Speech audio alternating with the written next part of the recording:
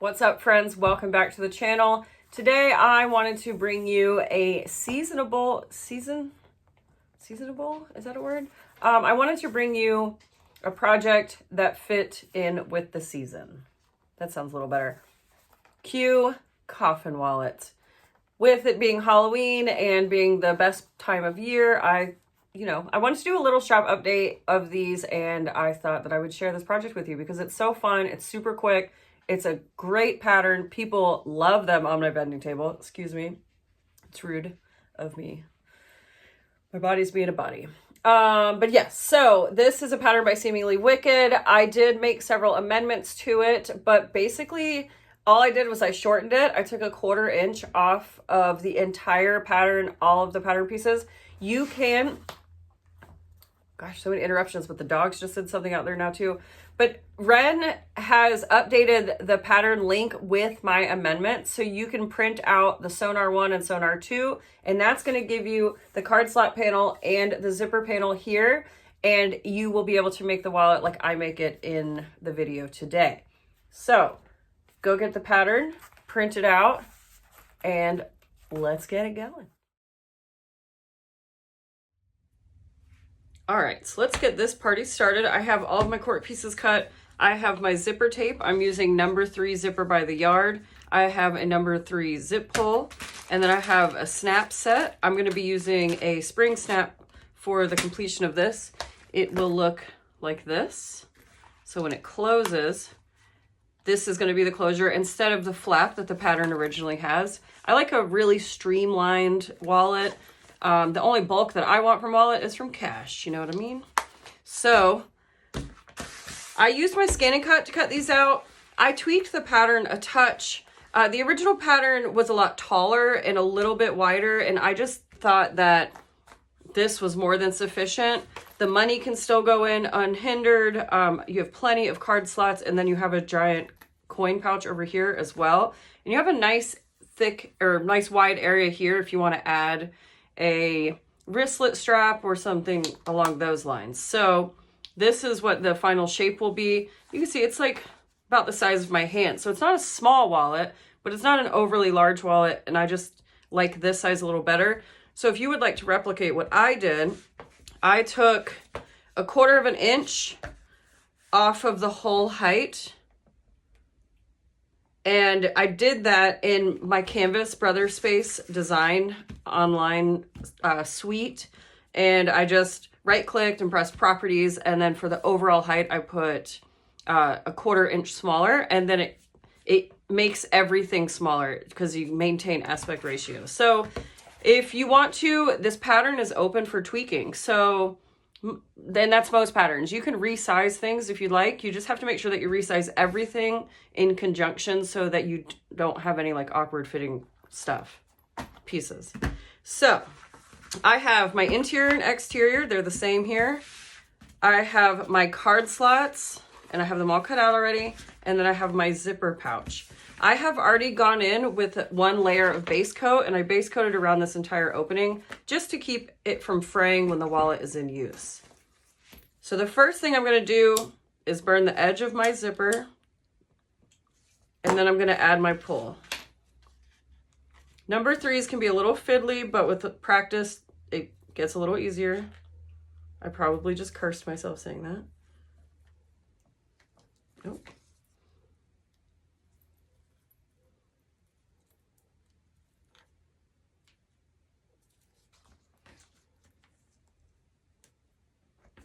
There we go.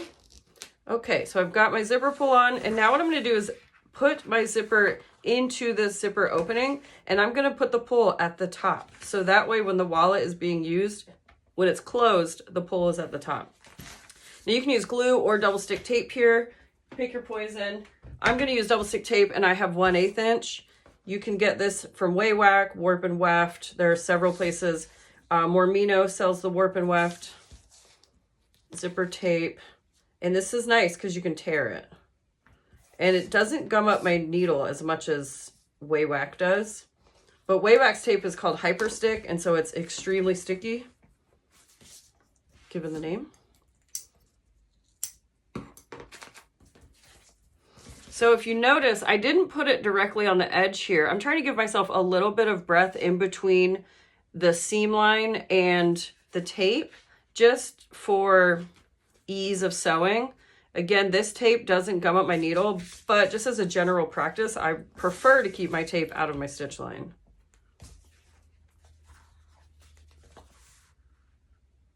And then of course you want to be sure that your zipper is centered all the way down. And I like to just gently lay it on the tape, so that way if I need to maneuver it, I can. And what I'll do is I'll take my nail and just rub it up against the zipper teeth and just push it over ever so slightly. And then when I'm ready, I'll apply pressure all the way around. That's a little bit, it's going like that. So I am gonna actually tweak it a touch.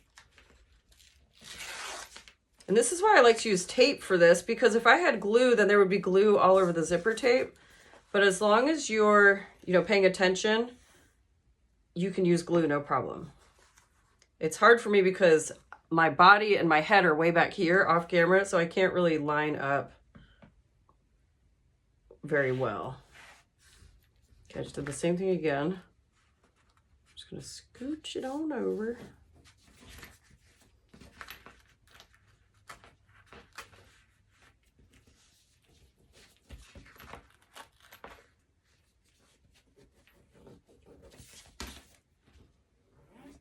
All right, so once you get that in place, put that to the side, and we're gonna prep our card slot panel. So on the back side, I'm gonna apply tape under all of my card slots and one longer piece up here at the top. So for this, I'm using my 1/4 inch tape, and this tape is actually from Wawak. This is the Hyper Stick. So just like I did with the 1/8 inch tape, I'm going to try to keep it out of my stitch line. You don't need a ton of tape here. You just need enough to hold it in place. So you don't have to go crazy. You don't have to tape across the whole width.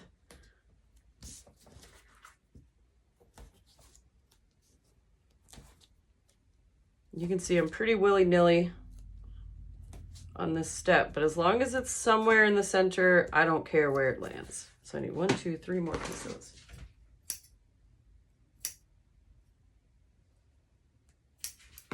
But I always tend to do the piece that goes above a little wider, because I do not stitch this top card slot. So I want a piece that's gonna hold that in place almost across the entire width of the fabric.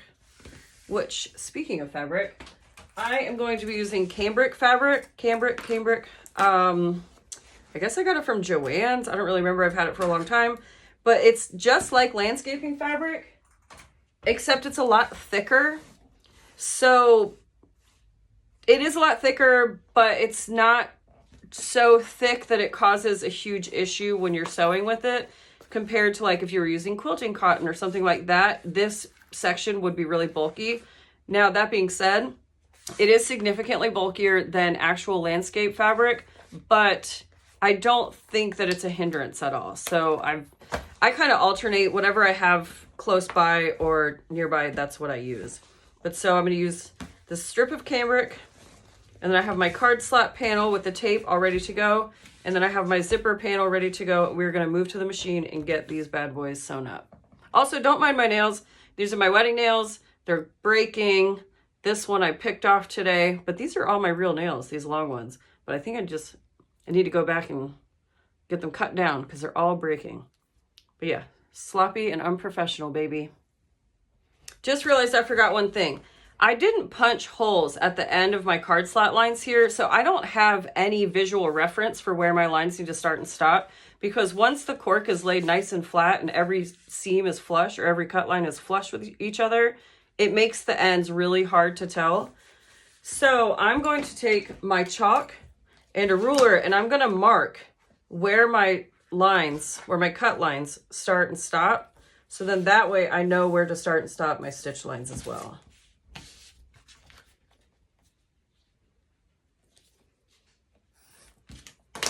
I don't like to use the silver marking pens on this, because if you leave the silver on for too long, it will be a lot harder to get off. But you could see I just marked at the beginning and the end of each cut there. All right, I'm using a size 18 universal needle, or technically I think it's a leather needle. I have this really fun thread that a customer sent me, but it is Siah Swag thread, and it's Celestia, however you say that. It is Tex 45. And the first thing I'm going to get started with is I'm going to sew my zipper into place. So again, make sure that it is nice and centered before sewing. And I'm going to start on this side here because in the end, this panel is going to be folded and it's going to be sewn here on this left side. So if I start the stitch line on this side, on the left side of the zipper, then it'll kind of be hidden in that folded seam. So I'm just going to pick a spot, start anywhere, and stitch all the way around. 1/8 inch seam allowance.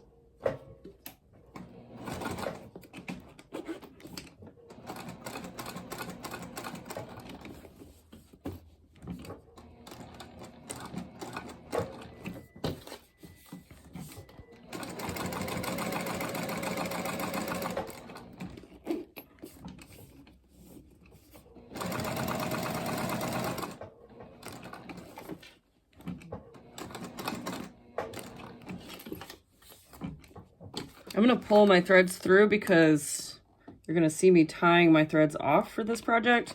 And that's only because I'm using rainbow thread. If you've been following me, you know that I don't normally tie off. But because the thread color might not match up, since I started using this thread, I've been tying it.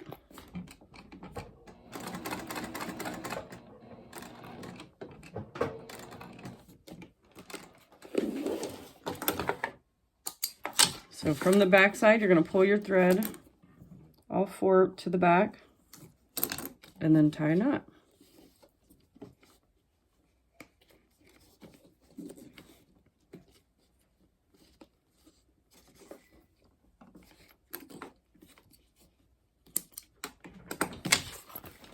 And now what we want to do is we're going to fold this in half, matching up our edges. You can glue, clip, or tape this into place. Normally I would tape this, but I left it on the other side of my table. So I'm going to leave it just like this. And now what we need to do is sew down this left side here. Now, in the end, in the final construction, we're going to actually sew over this little edge here. So I'm not going to sew that. I'm going to flip it and start at the bottom, and I'm going to start my stitches all the way, or from the bottom, so all the way up just to that edge right there.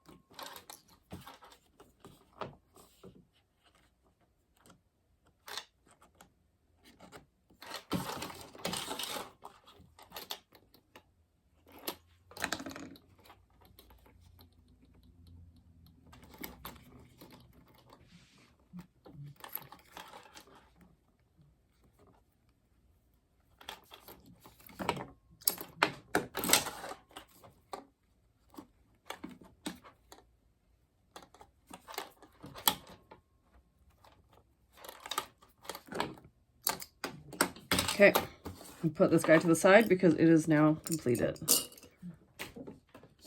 So I'm going to start on my card slots. I'm going to turn it around to the back.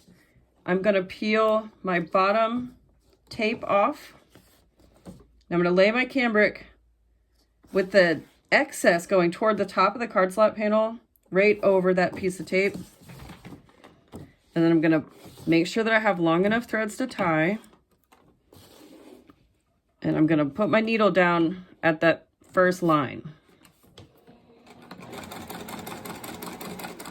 Now I'm going to stitch all the way across until I meet that second line. And then I'm going to pull my stitches through and tie them off.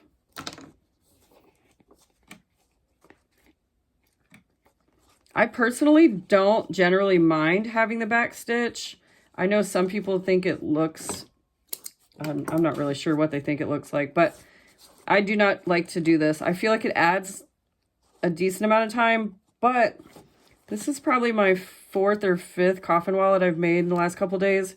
And overall, it doesn't add that much time. So I think I'm just lazy, living up to my name.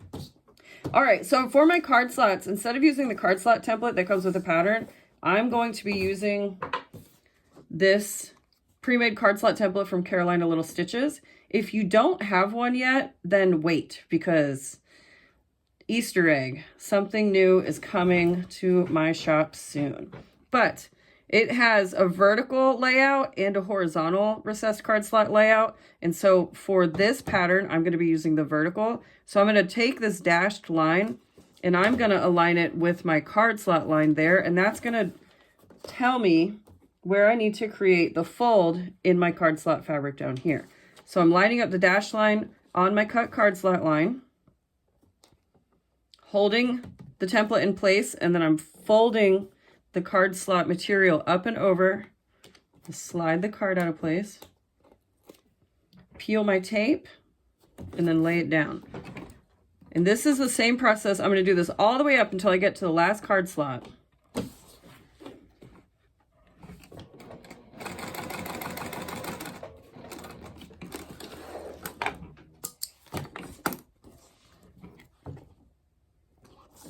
So pull to the back, tie your threads.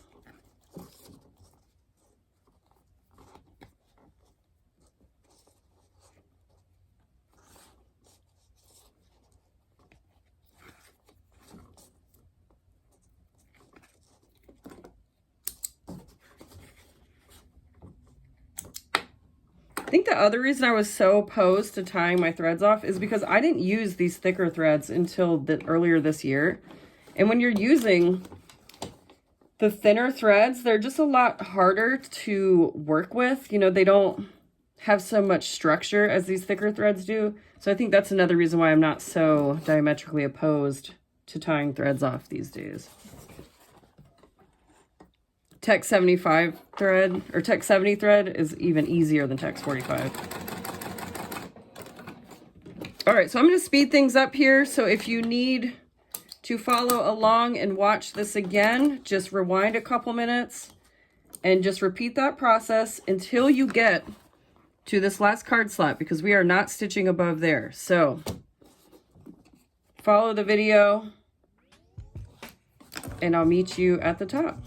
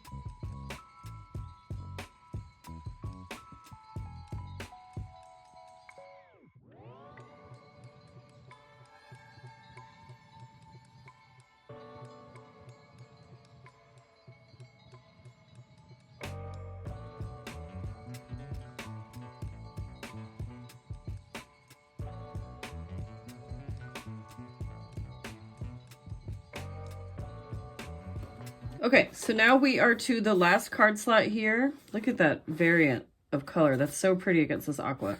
But so we have sewn under the topmost card slot, and we're going to treat it the same way as all the rest, except we're just not going to top stitch it into place anywhere.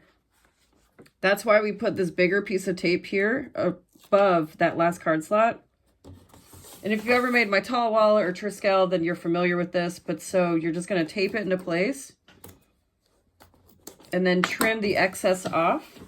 And now what I like to do is put a strip of tape across all of my card slots here so that they're held into place. And then that way, It's an extra piece of tape up at the top to hold this in place, and it keeps these held down so that when there's a card going in and out, it doesn't pull the card slots up and out.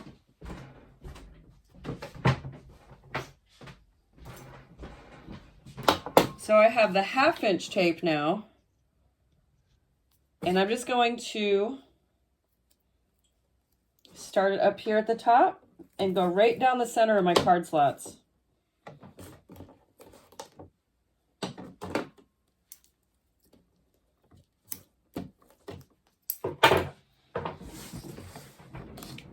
And before I peel the tape, I'm going to just fold this and finger press it to get a decent edge here. So that way I'm not having to stick and unstick a bunch of times if I don't get it right.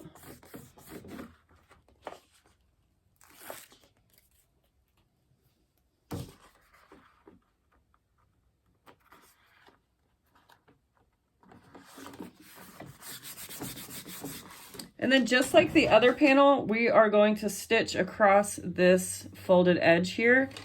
And again, I'm not going to stitch down the top angle, but I will start here at that point and stitch all the way down.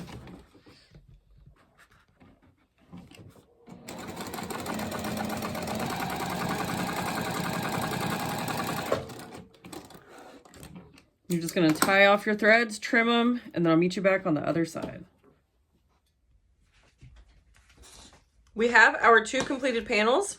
You see one goes on the left, one goes on the right. They are mirrored and everything is all stitched and ready to go. What I like to do is add a piece of tape here on this long edge so that way my panel doesn't shift around whenever I'm sewing it in the future. You can also tape or you can just clip it. It's totally up to you. I just want to put something here to keep it from moving around. So I'm going to do that on both panels.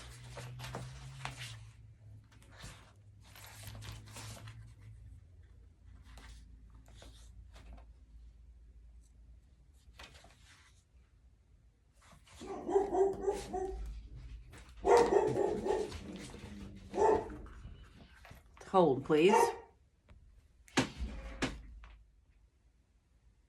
All right, sorry about that. Dogs got excited. Somebody pulled up in front of the house. So I'm just going to peel off my tape backing and get that into place. Now, if you have any little overhangs, you can see some random peaks of the bottom layer of cork. You can trim those off now. But I'm not going to do any major trimming at this point. I will wait until I'm doing final construction or after I sew everything all together. But so, to finish this off, I need to install the snap that'll be on this right side. So it's going to be this snap here. Now, I don't put the snap through the entire wallet like I do on this front one because it's not a double cap snap. That's not beautiful on the bottom. So what I'm going to do is install this just through this panel here. And then we'll install this side after the final construction is done. So you're going to mark your spot for the hole. I have this template that I've been using forever and ever and ages. And so I'm just going to make a little mark like so. Punch that out. And I'm going to install this piece so it's flat with the post. It's going to come up through the bottom here. And I need the little tiny hat. To me, these all look like hats. I don't know why. This looks like just a little hat. This one I always call the top hat. I guess really it's just this side that looks like a hat. I don't know what I'm saying. But you need to have the proper dies in order to install spring snaps. Now I'm going to be using my press from Gold Star Tool, but I know that Cam Snaps also sells presses and different die sets. But you need to find the dies that correspond with the 2 pieces that we are going to be installing. I like to write 3 and 4 because this mini hat is number 3 and this sombrero or top hat is number 4. And so that's just how I remember. I don't know. I'm what's that type of learning called? I have to like make connections in my brain to things. And for some reason, this is 3 and 4. 1 and 2 are the cap and the snap, and 3 and 4 are the 2 hats. So I'm going to add my die set to my rivet press, or to my press. And now the little hat goes up in the die itself, and then this guy's through my cork. And I'm just gonna get that installed. So now the inside is done and ready to be put to the side, and we can work on our exterior and interior pieces. Now, normally I would just glue them right sides together and call it a day, but I've been having some fun. I'm not sure if you can see it, but I've been having some fun, and I've been recreating the coffin shape and stitching it. Here it is on this wallet. And I just think it looks fun. It's a cool visual. So on one piece of cork, I'm going to draw those lines. Now what I've done is I've just taken my ruler and I've measured a 1/2 inch from the cut line. And I'm drawing just one long straight line down the whole thing. And I'm doing that around all straight edges. Well, all the edges, rather.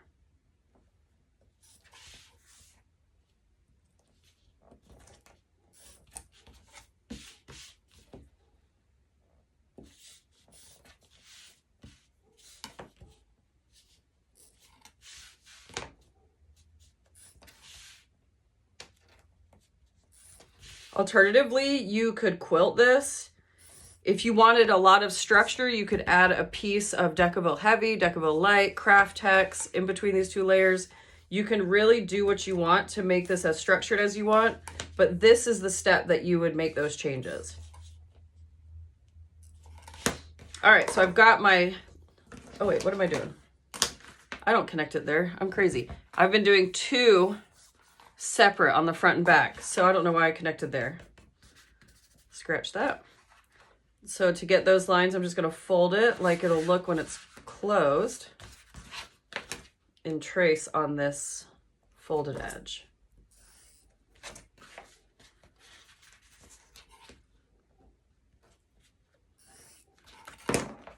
I think that it would be really cool if you did like some sort of applique right here. You could do all sorts of quilting here just on the inside. You could even do a piece of foam just here in that coffin shape, and then it would be puffy just in that area. That would be really neat as well. Now that I've got my lines drawn, I'm going to add some glue and glue these bad boys together. Now, I field a lot of questions these days about why I go back and forth between glue and tape, and honestly, it's whatever is going to give me the most coverage.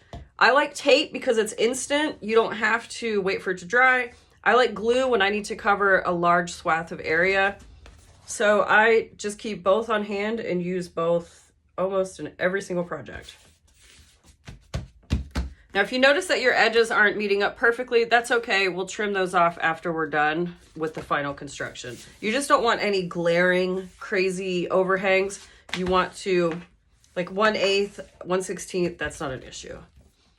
All right, so I'm gonna go back to the machine. I'm gonna stitch around my coffin lines here.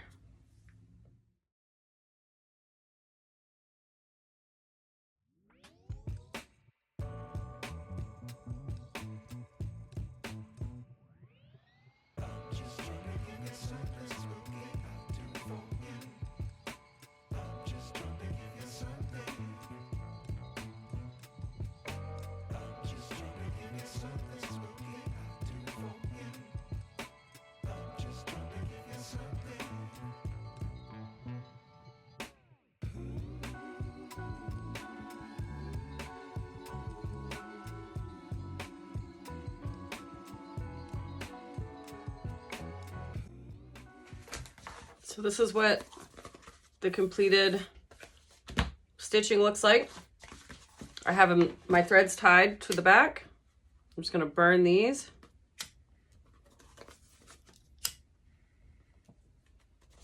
And then now what we need to do is just lay our panels on the top, whatever side you want to be the inside. And then we're going to clip, glue, or tape into place. Let me clip to there. And now I want to line up my sides, obviously, as well as possible. But again, if you have issues, just, you know, roll with it. Don't like lose your mind over it. I like to line up my point over here on the right side, and I can already tell I've got a little bit of overhang here on the bottom, and I'll have to trim a touch at the top. So you just have to decide where you want to take the excess from. So if I line up my point here, then I'm just going to have to trim off the top here and trim off the bottom there. Or I can line up my top and bottom, and then when I clip it into place, I'll just have to take off a touch here on the right-hand side to make the point even. The only reason that I really focus on the point is because I need to have enough width around the snap here to sew.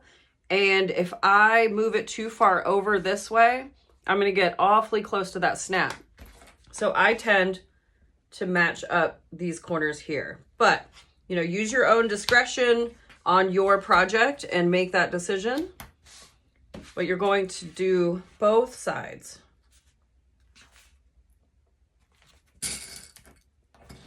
The only thing that you, or the other thing that you want to consider is wherever you're trimming,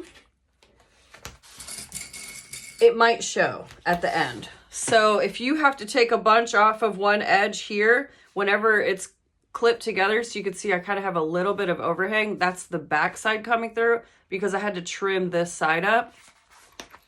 So sometimes if you're trimming inconsistently, you can see the back side when the wallet is closed. But I kind of think it all comes out in the wash, and I don't think people really notice that type of stuff. So, you know, we are our own worst enemies when it comes to things like that. So I try not to really bang my head against the wall too much about that stuff, but it's just something to consider.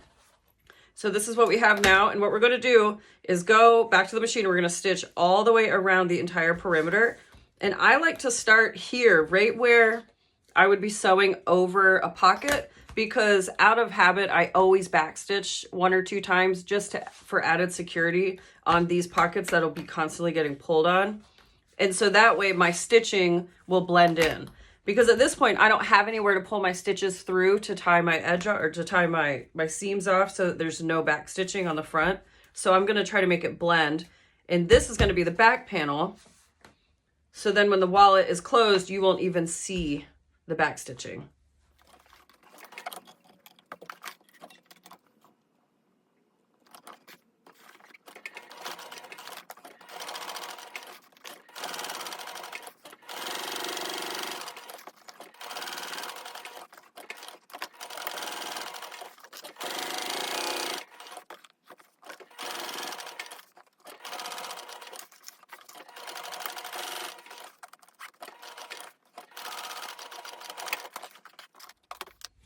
All right, so now that I have it all stitched, you can see that my edges aren't the cleanest. So I will just go in and trim my edges down to where they're nice and flush. But again, keeping in mind that I don't want to trim off too much where it's going to sit funny and I'll be able to see the back whenever it's closed.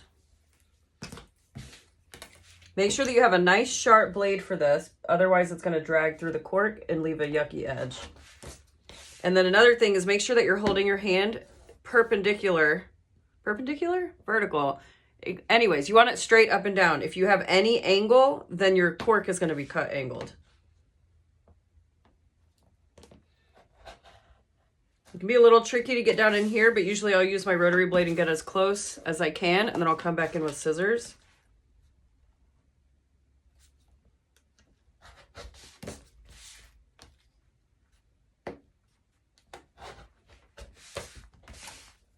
It's really hard to trim when you can't lean over it. See, yes. So I just slipped out there. You could see where it pulled the cork off the backing and it left this yucky edge. So whenever I'm off camera, I'll have to go back and trim that up because I'm going to need to really look over and be on top of that.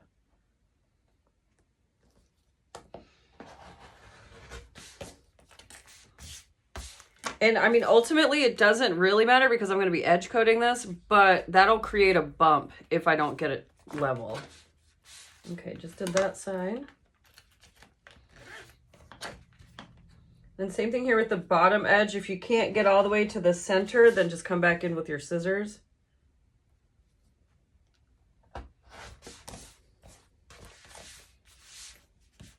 And then this guy obviously makes it a little bit tough to trim around, but if you just kind of hold it as flat or as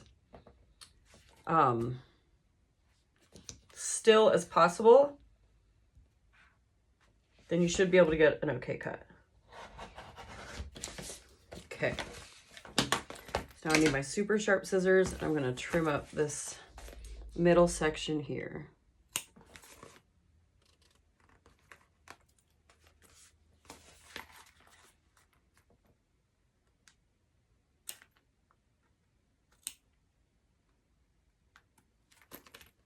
Okay, that's a little better.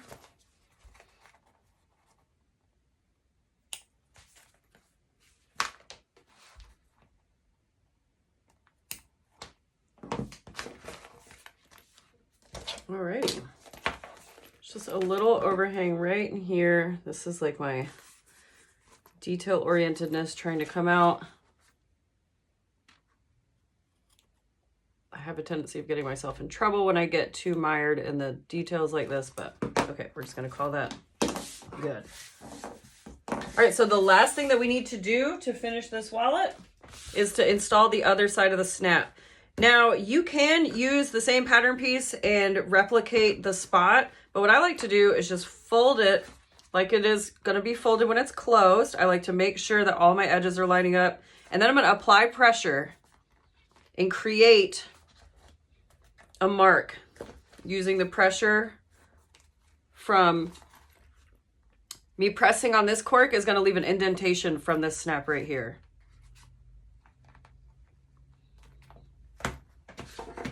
So I can see it and I can feel it. The divot is right there. And so I'm going to punch that hole. And then I get to install the cap in the actual snap of, I don't know where I was going to go with that. But anyways, the cap goes on the outside. And you're going to switch out your dies here. So now I'm working with 1 and 2. The way that I know that this fits is because the snap, the writing side down is going to click. You can see, you hear it. You click it into there and add your die to your press. This die is nice and flat, and that's how I know that it goes to the cap, because it fits the cap perfectly when it's in the press.